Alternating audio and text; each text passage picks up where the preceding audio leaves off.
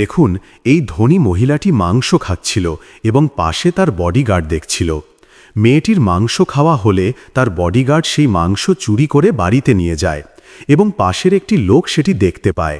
তারপর সেই মাংসটি বাড়িতে নিয়ে যায় তার অসুস্থ মেয়েকে খাওয়ানোর জন্য। মাংস দেখে মেয়েটা অনেক খুশি হয় এবং দুজনে মজা করে খায়। কিন্তু সেই দৃশ্য আবার সেই লোকটি দেখতে পায়।